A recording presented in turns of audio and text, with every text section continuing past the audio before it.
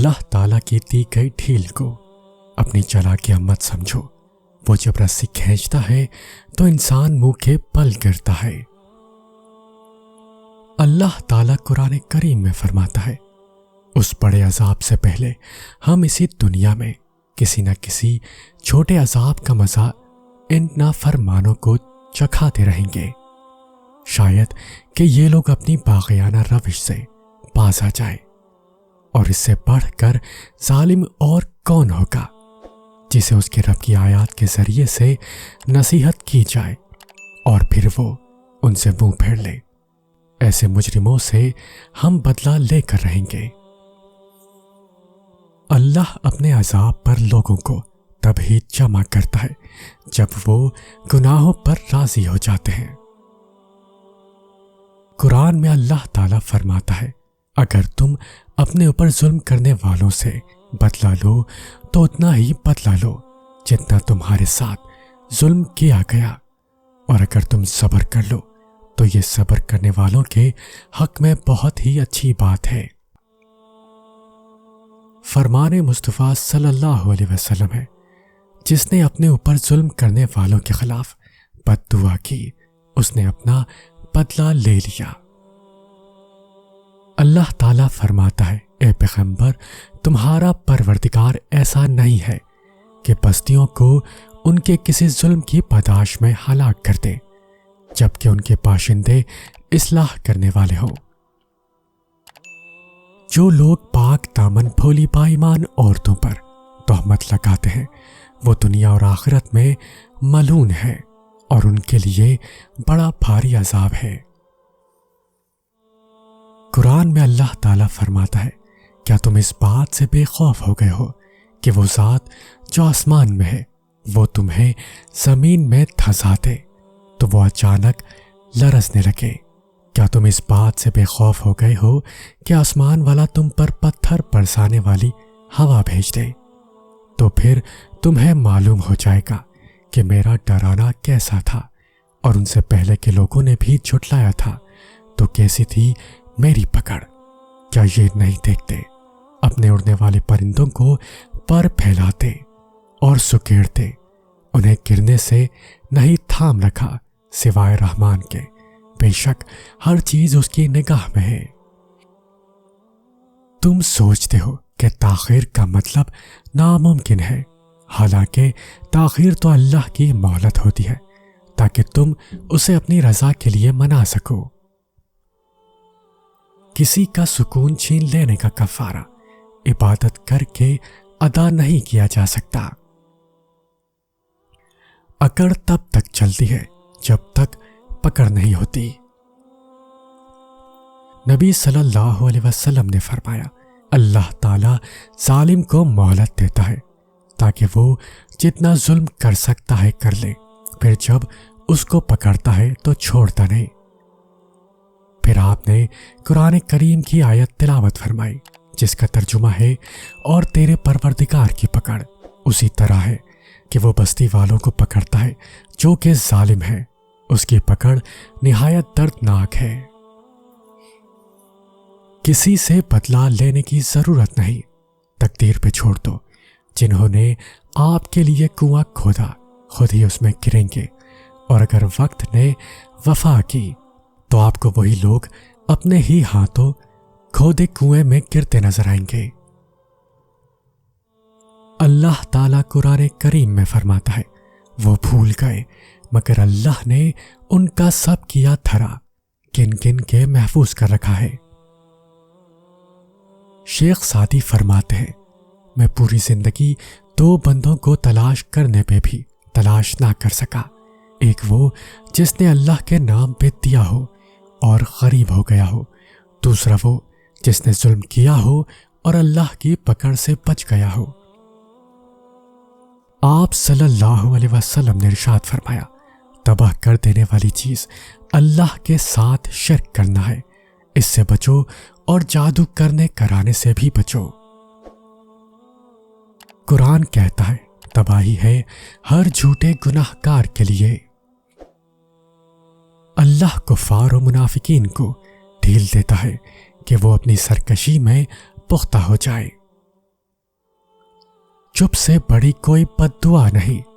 انسان جب بولتا ہے تو قدرت خاموش رہتی ہے، اور جب بندہ خاموش ہو جاتا ہے تو قدرت انتقام لیتی ہے، اور بے شک اس کا انتقام بہت برا ہوتا ہے۔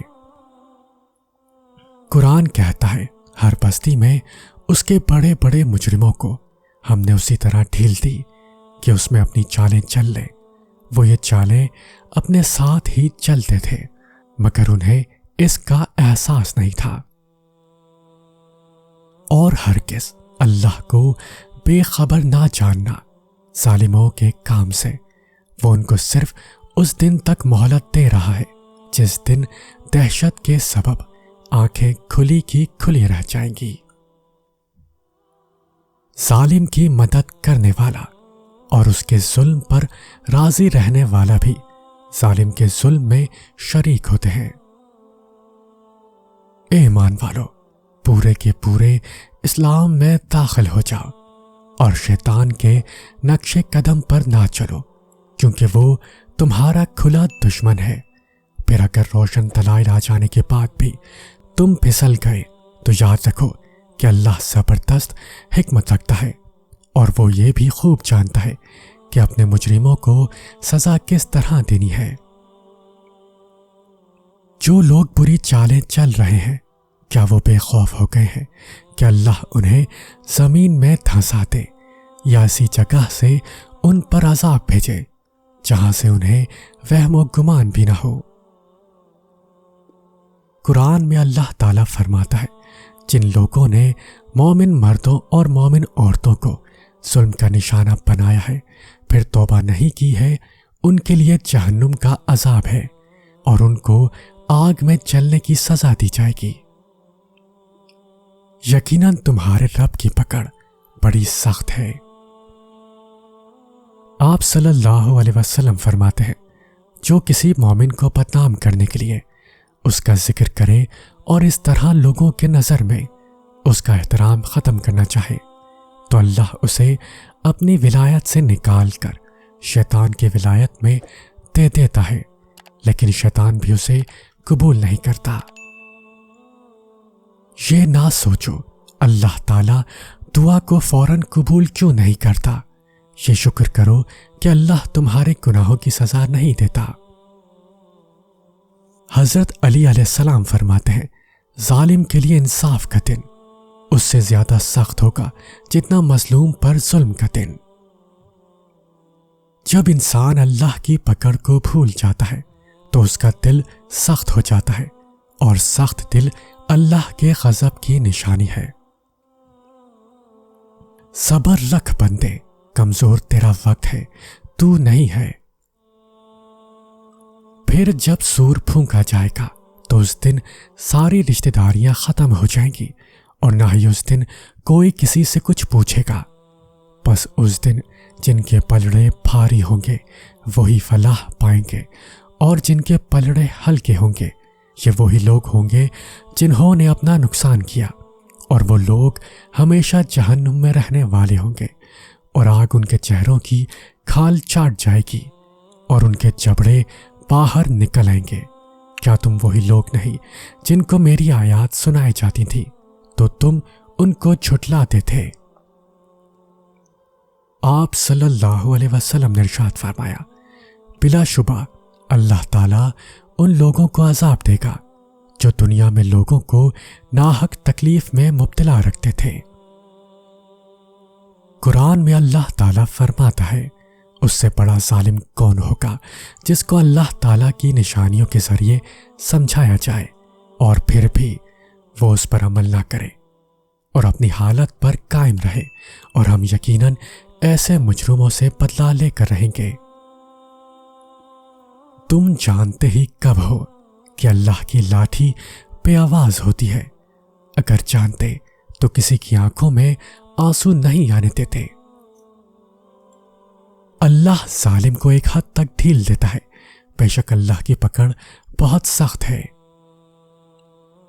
آپ صلی اللہ علیہ وسلم نے فرمایا جب تم دیکھو کہ اللہ تعالیٰ کسی شخص کی نافرمانیوں کے باوجود اس کی پسند کی دنیاوی چیزیں دے رہے ہیں تو سمجھ لو کہ یہ اس کے لیے ڈھیل ہے۔ پھر آپ نے آیت تلاوت فرمائی۔ پھر جب انہوں نے اس نصیحت کو بھلا دیا جو انہیں کی گئی تھی، تو ہم نے ہر طرح کی خوشحالیوں کے دروازے ان پر کھول دیے، یہاں تک کہ جو نعمتیں انہیں دی گئی تھیں، جب وہ ان میں خوب مگن ہو گئے تو اچانک ہم نے انہیں پکڑ لیا، اور اب حال یہ تھا کہ وہ ہر خیر سے بالکل مایوس ہو کر رہ گئے۔ نبی کریم صلی اللہ علیہ وسلم نے ارشاد فرمایا، جب لوگ کسی ظالم کو ظلم کرتا دیکھیں اور اس کا ہاتھ نہ پکڑیں تو عجب نہیں ہے کہ عذاب الہی ظالم کے ساتھ ان کو بھی لپیٹ لیں۔